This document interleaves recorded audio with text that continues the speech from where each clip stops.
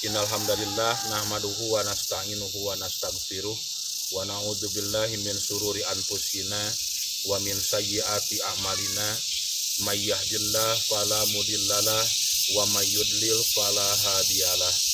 Asyhadu an la ilaha illallah wahdahu la syarikalah wa asyhadu anna Muhammadan abduhu wa rasuluhu allazi la nabiyya ba'dah. Ikhwatu iman semua, untuk pembahasan pada kali ini saya akan melanjutkan pembahasan yang lalu berkaitan dengan sikap kita sebagai seorang muslim ketika menghadapi penyakit yang mewabah seperti yang sekarang ini sedang kita alami. Kemarin atau pada pembahasan yang lalu telah disampaikan bahwasanya penyakit yang mewabah yang diturunkan oleh Allah kepada kita sebagai orang-orang mukmin itu merupakan rahmat kasih sayang dari Allah. Tentunya ketika menghadapi penyakit mewabah tersebut kita harus mengikuti aturan-aturan dan ketentuan yang telah ditetapkan oleh Allah. Pertama, kita harus berusaha untuk tetap berdiam diri di tempat kita. Dalam artian kita tidak keluar dari daerah yang sedang terjadi penyakit mewabah. Tapi kita tetap diwajibkan untuk berusaha mencari nafkah sesuai dengan batas kemampuan yang kita lakukan.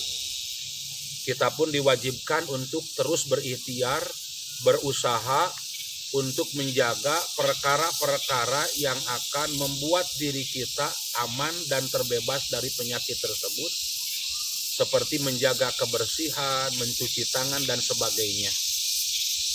Itu tetap harus kita lakukan sebagai bentuk ikhtiar kita, di samping kita memperbanyak berdoa kepada Allah, meminta agar Allah memberikan perlindungan dari penyakit ini. Kemudian kita juga meningkatkan amal ibadah kita, menyadarkan diri kita bahwasanya dengan kejadian ini kita sadar bahwa diri kita makhluk yang lemah, yang tidak memiliki daya dan upaya, serta kita pun harus belajar meyakinkan dalam diri kita bahwa dengan kejadian ini hanya Allah lah yang berkuasa, hanya Allah lah yang mampu menyelamatkan diri kita.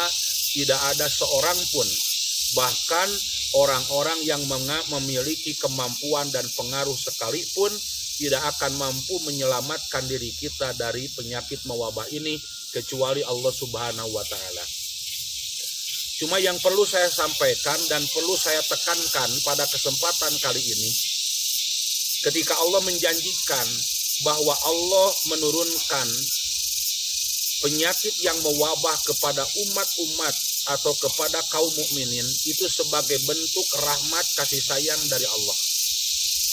Yang perlu kita tekankan dan perlu kita yakinkan, siapkah diri kita termasuk orang-orang yang menerima kasih sayang dari Allah cuma dalam bentuk sesuatu yang tidak sesuai dengan harapan dan keinginan kita.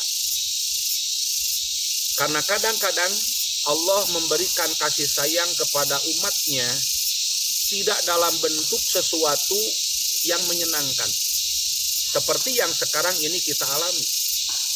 Allah memberikan rahmat, Allah membagikan kasih sayang kepada umatnya dalam bentuk penyakit yang mewabah, yang tidak diharapkan, yang tidak sesuai dengan keinginan kita. Seperti halnya kita sebagai orang tua, seringkali kita sayang kepada anak.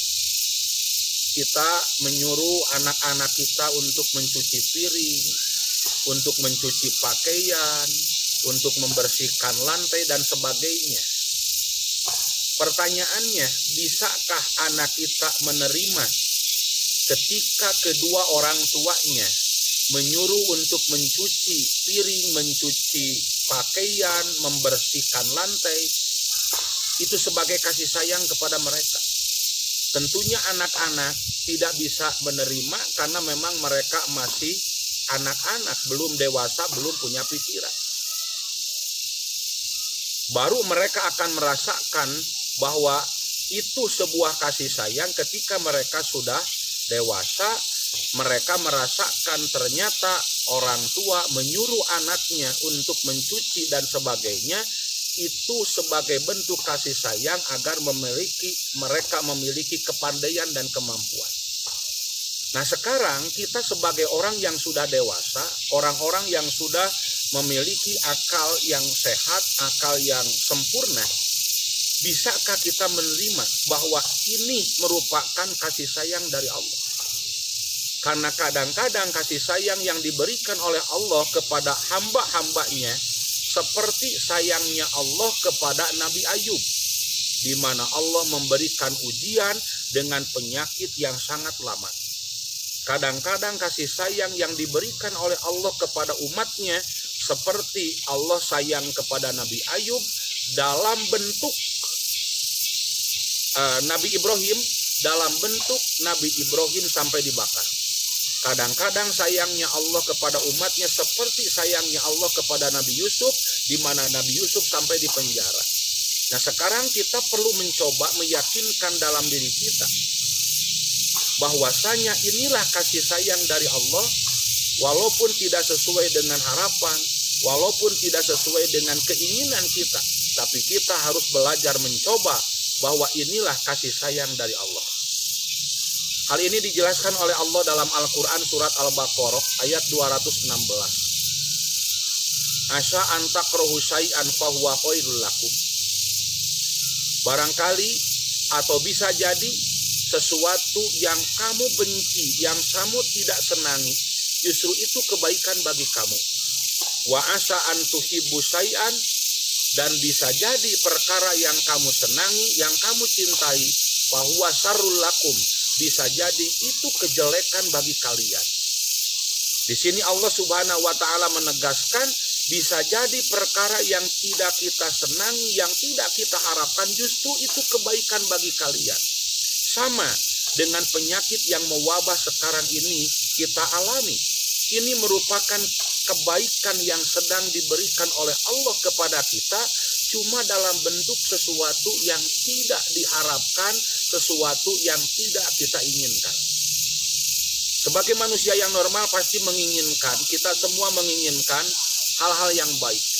Ya, kebaikan yang diberikan oleh Allah kepada kita, yang kita inginkan seperti kalau harta banyak, kedudukan tinggi, kemudian karir juga sukses, itu pasti yang kita inginkan. Hal-hal yang memang sesuai dengan harapan dan keinginan kita. Kalau hal yang seperti itu mudah. Jangankan orang-orang yang biasa ke pengajian. Orang-orang yang tidak pernah ngaji pun mereka akan siap untuk menerima kebaikan yang diberikan oleh Allah dalam bentuk dan sesuatu yang sesuai dengan keinginan. Tapi yang perlu kita usahakan dan perlu kita upayakan, bagaimana caranya kita meyakinkan dalam diri kita bahwasanya ketika sesuatu yang tidak sesuai dengan harapan dan keinginan, itulah kebaikan yang sedang diberikan oleh Allah kepada kita. Memang ini bukan perkara yang enteng, bukan perkara yang mudah, tapi kita harus mencoba dan berusaha sekuat tenaga untuk meyakinkan hal tersebut, agar kita senantiasa husnudzon kepada Allah, berbaik sangka kepada Allah, dan kita mampu meyakinkan diri kita bahwasanya tidak ada ketetapan yang jelek yang ditetapkan oleh Allah terhadap diri kita. Maka kalau kita mampu mewujudkan dan meyakinkan semua ini dalam diri kita, insya Allah kita akan termasuk orang-orang yang senantiasa husnudzon kepada Allah, berbaik sangka kepada Allah. Tapi jika kita tidak mampu, jika kita gagal meyakinkan semua ini dalam diri kita, maka kita akan termasuk orang-orang yang binasa. Termasuk apa yang kita alami, apa yang sedang kita rasakan saat ini, bisa jadi kita termasuk orang-orang yang lari dari apa yang telah ditetapkan oleh Allah. Maka Allah Subhanahu wa taala berfirman dalam surat Al-Ahzab ayat ke-16, "Qul, katakanlah Muhammad, lan yanfa'ukumul firaru in farartum minal maut awil qatli." Sekali-kali tidaklah berguna bagimu jika kamu melarikan diri dari kematian atau kamu melarikan diri dari pembunuhan. Dan jika kamu terhindar dari kematian, jika kamu selamat, maka kamu tidak akan mengecap kesenangan kecuali sebentar saja.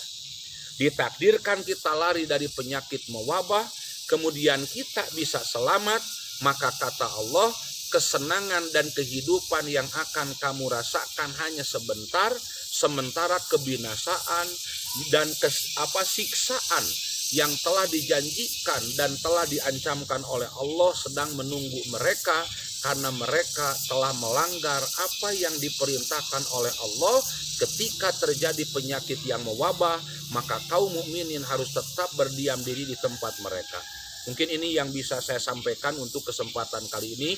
Mudah-mudahan ini akan menambah ilmu dan wawasan kita, sekaligus akan menambah keyakinan kita kepada Allah, agar kita mampu meyakini apapun ketetapan Allah itu pasti yang terbaik untuk diri kita, baik di dunia maupun di akhirat, walaupun dalam bentuk dan sesuatu yang tidak sesuai dengan harapan dan keinginan. Aqulu qauli hadza wa astaghfirullah li wa lakum. Wassalamualaikum warahmatullahi wabarakatuh.